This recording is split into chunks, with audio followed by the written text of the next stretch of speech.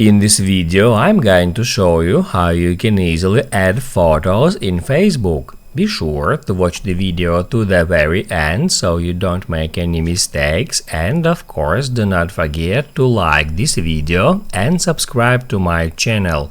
Thanks guys. So let's get started, and first off, open up Facebook app, and then all you have to do in order to add a photo in Facebook is just tap right here where it says what's on your mind, and then you will be taken to create post tool.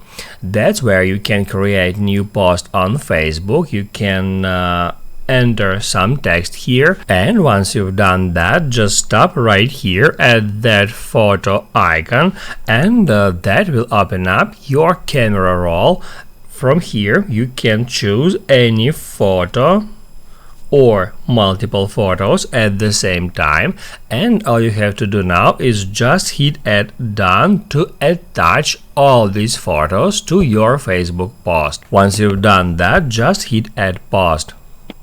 That's how you can easily add photos in Facebook. Now you can write down in the comments below if you have any questions about that tutorial. Hit the like button if you liked that video, and see you in the next one.